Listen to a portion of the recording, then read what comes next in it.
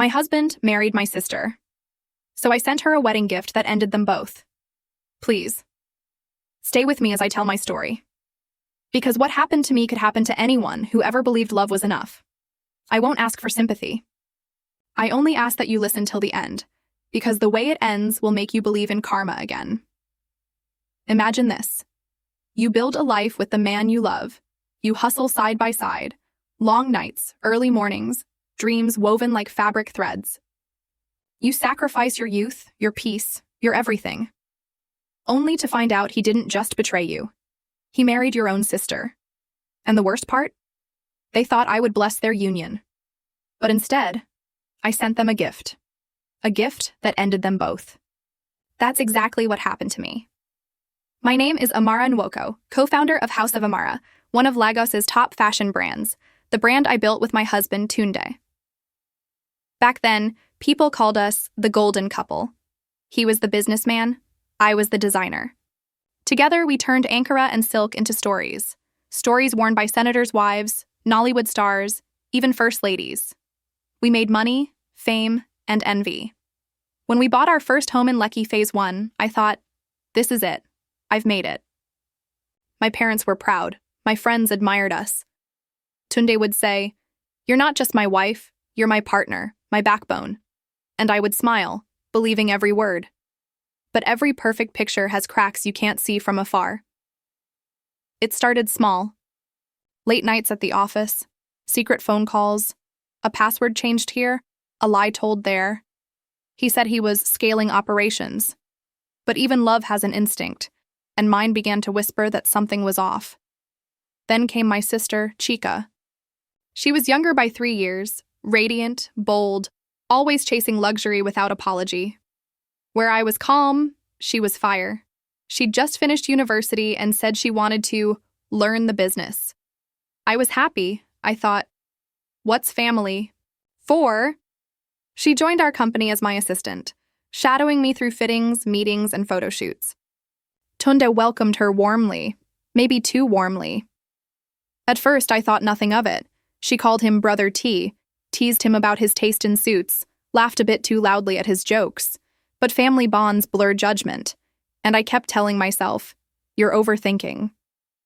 She's your sister. He's your husband.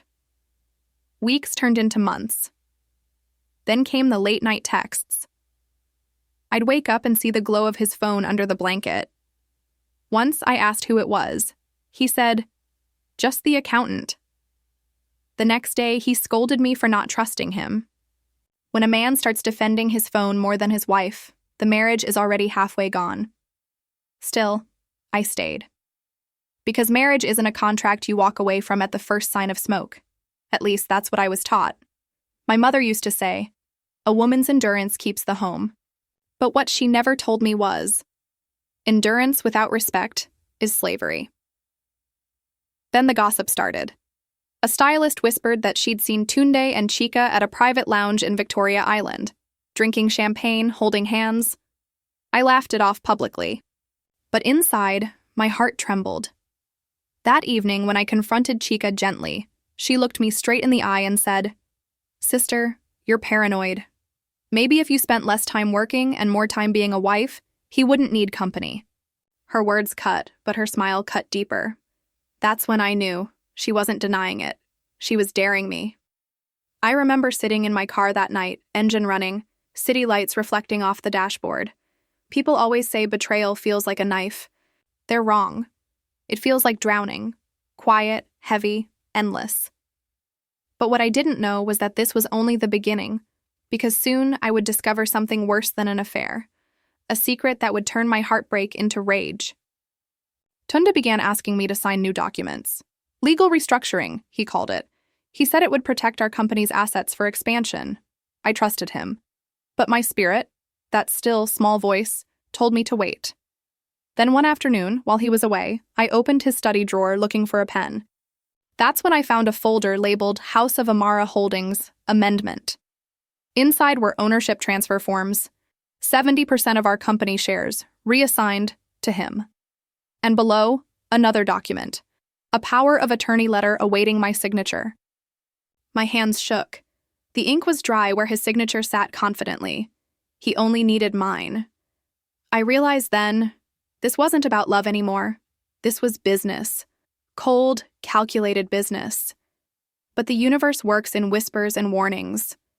That very night, I overheard a call that changed everything. A woman's laughter. Soft, familiar. And Tunde's voice saying, "Once she signs, we fly to Dubai next month. The launch will be ours. Chica will finally be free." I froze. Chica? My husband was plotting to steal not just my company, but my life's work, with my own sister. I didn't scream. I didn't cry. I just stood there, every bone in my body turning to steel. Because sometimes, the quietest women hold the loudest storms. That night, as rain washed the city, I looked at my reflection in the mirror and whispered, "Amara, they think you're weak. They have no idea what kind of woman they just betrayed. What came next would change all our lives forever." For weeks, I moved like a ghost in my own home. Every morning I smiled, served breakfast, and pretended nothing had changed, but my eyes were always watching. I stopped asking questions and started collecting answers. Betrayal teaches silence, not weakness. Tunde and Chica became bold. They whispered in corners, exchanged knowing glances during family dinners, and acted as if the world owed them privacy. I could see the thrill in their eyes, the kind of confidence that comes only when people believe they've won. But I was no longer the woman who believed in love over logic. I was a woman building evidence. One evening, I went to the office after hours, pretending I'd forgotten my phone. The security guard let me in. Tunde's door was locked, but he had always underestimated me. I knew where he hid the spare key. Inside, the air smelled of cologne and deceit. His laptop was still open. I clicked through his emails, my hands trembling but steady enough to capture everything with my phone camera. That's when I found the documents, invoices to overseas suppliers for House of Amani, a rival brand name. And the sender? Chica and Woko, my sister. They weren't planning to steal my company. They had already started one, using our funds and designs. My breath caught. It felt like my chest was caving in, but anger steadied me. They wanted to erase me, to make me a footnote in my own story. I copied every file, every email, and sent them to my private drive. Then I found something that almost broke me. Photos. My husband and my sister in Dubai, smiling, hand in hand at a hotel. A date that matched the time Tunde told me he was in London for business. I closed the laptop, sat in his chair, and stared at the framed photo of our wedding on the desk. I remembered the day he had slipped a ring on my finger, whispering, "Forever." Maybe he meant it. Just not with me. When I got home that night, I sat in darkness for hours. I replayed every memory, every lie. It was strange how betrayal rewires the mind. Things that once made me smile now felt poisonous. His laughter, her perfume, their messages, all forming a puzzle I could no longer unsee. I needed air, so I went to my mother's house the next morning. She was pruning her flowers when I arrived, her hands muddy, her spirit calm. She took one look at me and said, "Amara, your face has the color of truth you're afraid to say." I broke down. For the first time, I cried, shaking uncontrollably as I told her everything. Tunde's deceit, Chica's betrayal, their plan to take the company. She listened quietly, not interrupting once. When I was done, she sighed, wiped my tears, and said, "You can't fight snakes with hands, my daughter. You fight them with their own venom. But remember, your revenge must never take your peace." That night, I couldn't sleep. My phone buzzed with messages from Tunde asking where I was. I ignored them. Around 2 a.m., another message came in, not from him, but from a strange number. It was a single sentence. "You don't deserve what they're doing to you." I frowned. The message was followed by a name, Kunle Adeyemi, my sister's ex-fiancé. We hadn't spoken since Chica left him a month before their wedding. She told everyone he was boring and not ambitious enough. Now he was texting me. Curious, I called him the next morning. His voice was deep, calm, steady, the kind of voice that carried truth like a blade. He said, "I know about Tunde and Chica. I found out months ago. She took money from me too." I kept quiet because I didn't want drama. "But what they're doing to you, it's beyond betrayal." He asked to meet, and though I hesitated, something in me said yes. We met at a quiet cafe in Ikoyi. Kunle looked tired, like a man who'd seen too much pain but still held on to dignity. He showed me screenshots, messages between Chika and Tunde, planning to launch their new label in Dubai after their wedding. They mocked me. One line from Tunde read, "Once she signs those papers, she'll be too broke to fight back." I sat there, numb, while Kunle sipped his coffee and said softly, "You don't have to fight this alone." For the first time in weeks, I felt a strange calm. Betrayal had stripped me of love, but not intelligence. I realized I had an ally, someone who understood what it meant to be humiliated by the same people we once loved. That evening, we began our plan. It started small, gathering every shred of evidence, verifying financial accounts, tracking their secret transactions. We wanted them trapped not by anger, but by their own arrogance. Each day, as I pretended to move on, I was secretly preparing for war. I smiled more, worked harder, even posted happy photos online so they'd think I was distracted. Meanwhile, Kunle and I were gathering enough proof to destroy their empire in one move. But beneath every calm day was a storm waiting to break. Because one thing I knew for sure, when people think you're broken, that's when they stop guarding their secrets. And when that happens, it's time to strike. Days turned into weeks, and the world around me continued as if nothing had changed. Tunde still kissed my forehead before leaving for business meetings. Chika still posted inspirational quotes on social media, pretending to be the perfect sister. But behind my calm smile, I was writing the script of their downfall. Kunle and I became unlikely partners, bound not by love, but by shared humiliation. He was methodical, the kind of man who understood the rhythm of revenge. Patience first, then precision. Every evening, we met quietly in his office, cross-checking financial statements and tracing money that had vanished from my company's accounts.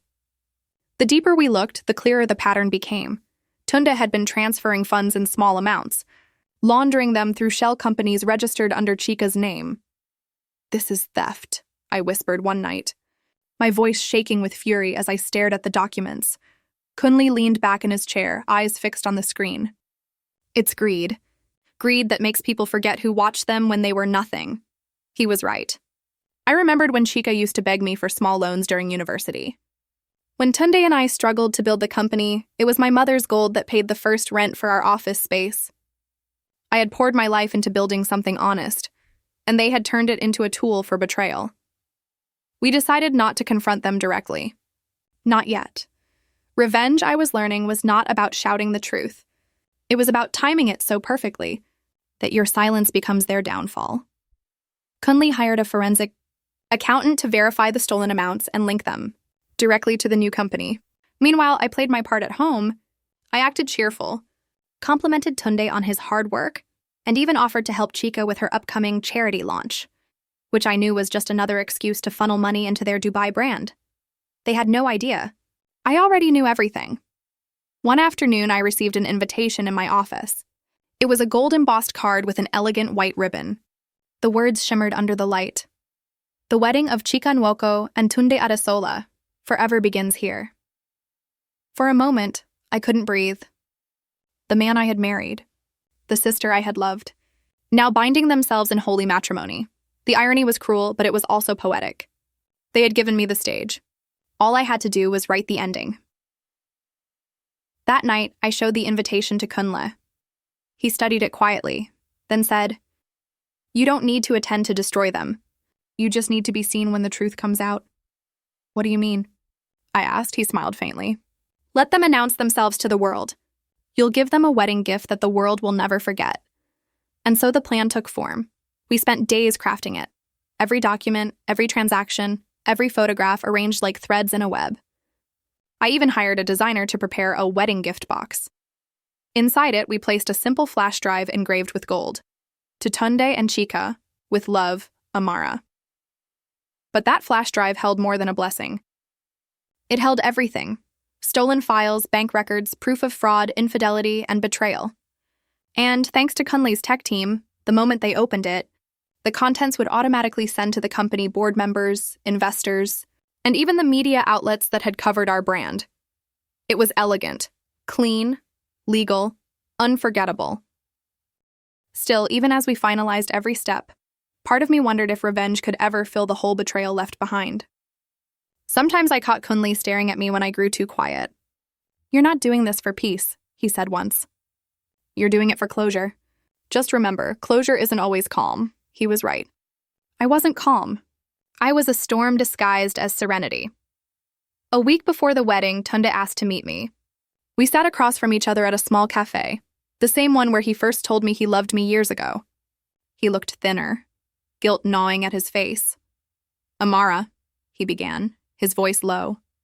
"I know this is awkward, but I wanted to make peace before the wedding. Chika and we didn't plan this. It just happened. I hope one day you can forgive us."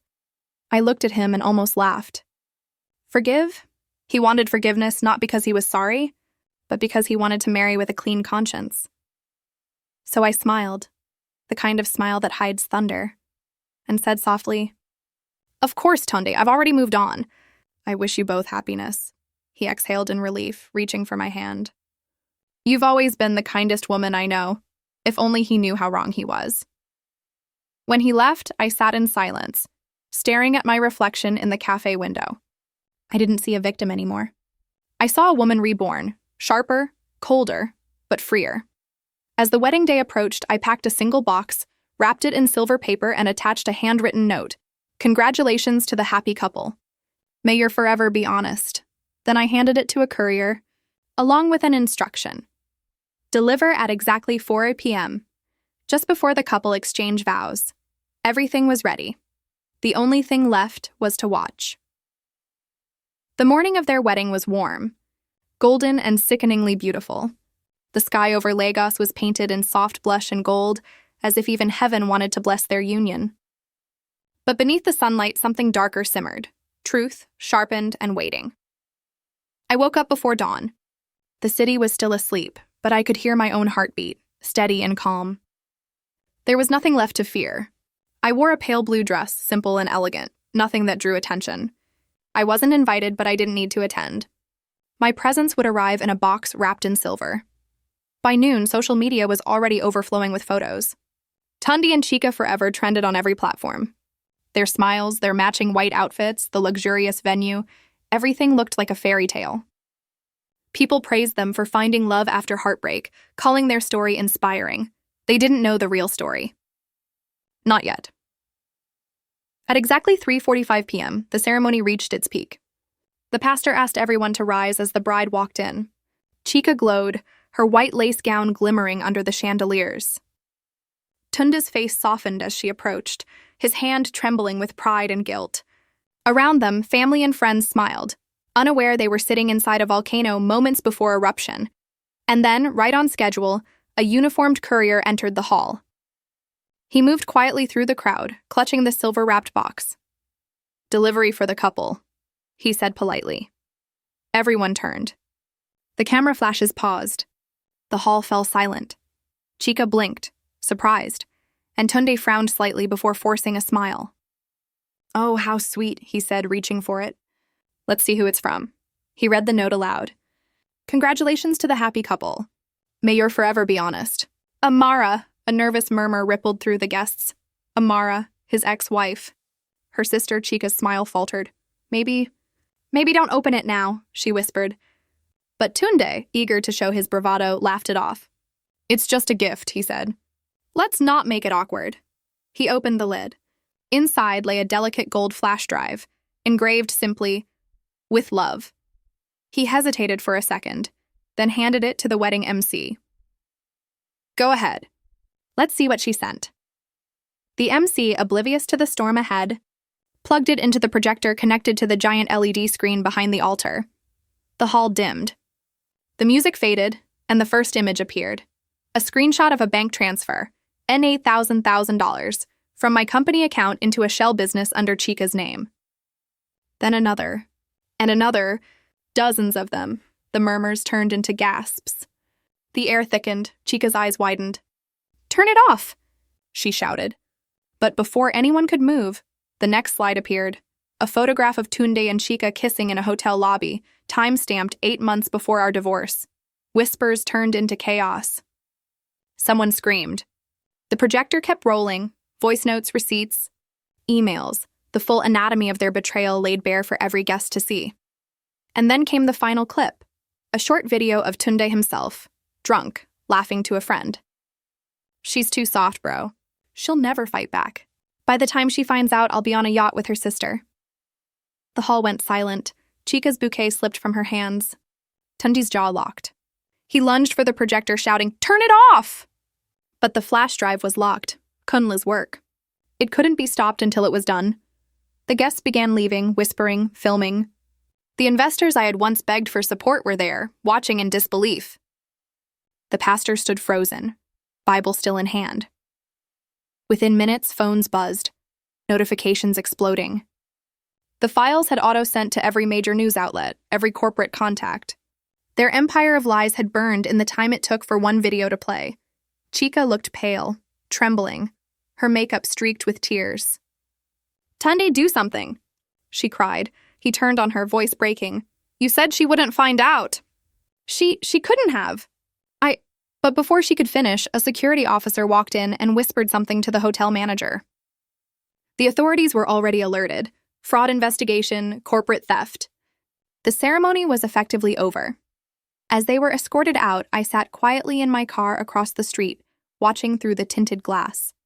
The sound of distant sirens echoed faintly. I didn't smile. I didn't cry. I just exhaled, slowly, deeply. Across from me, Kunle leaned against his car, arms folded, watching the same scene unfold. When our eyes met, he gave a small nod, not of triumph, but understanding. It was done. The people who built their happiness on my pain were finally watching it crumble in public view. By evening, the headlines flooded the internet. Luxury wedding turned scandal, groom and bride exposed for fraud and infidelity. CEO's ex-husband arrested during his own wedding. My phone buzzed endlessly with messages. Pity, shock, apologies, sympathy. I didn't respond to any. I turned it off, sat by my window that night, and let the city lights wash over me. For the first time in years, I felt peace, not the soft, fragile kind that comes after crying, but the heavy, powerful calm that follows justice. I hadn't shouted. I hadn't begged. I had simply given them what they gave me. Truth, wrapped beautifully and delivered on their happiest day. For days after the wedding, Lagos could talk about nothing else. Every blog, every WhatsApp group, every radio station replayed the scandal, the ex-wife's revenge, the sister's betrayal, the wedding that ended in handcuffs. But I didn't bask in it. I stayed home silent. My face stayed off the cameras. My name didn't appear in any headline. The gift had spoken for me. Tunde and Chica's empire collapsed overnight. Their bank accounts were frozen, their investors withdrew, and the fraud investigation became a full-blown case. The police escorted them from their new apartment while neighbors watched from balconies, whispering. The same people who once envied their perfect love story now avoided even saying their names. The irony wasn't lost on me. I should have felt triumphant. I should have laughed. But instead, I sat on my balcony each night, listening to the distant hum of the city, and realized something strange. I didn't hate them anymore. I had already buried that hatred in the silence of my planning. What remained was an emptiness that slowly turned into understanding. My revenge hadn't destroyed me. It had freed me. Kunle visited a few days later. He looked lighter, calmer, as though he too had been carrying something heavy that had finally fallen away. "They've both been charged," he said quietly, setting a newspaper on the table. "It's over." I looked at the front page, their mugshots side by side, the headline bold and merciless. Then I folded the paper and pushed it away. "No, Kunle," I said. "It's just beginning, for them." He nodded, understanding. "And for you?" I smiled faintly. "For me, it's peace." He hesitated before asking, "Do you ever regret it? The way it all ended?" I thought about that, about the long nights, the heartbreak, the betrayal by the two people I trusted most. Then I shook my head slowly. No, because they taught me who I really am. I used to think forgiveness was weakness, but sometimes forgiveness is refusing to let them live rent-free in your heart. I let go after I made sure they never hurt anyone again. He chuckled softly.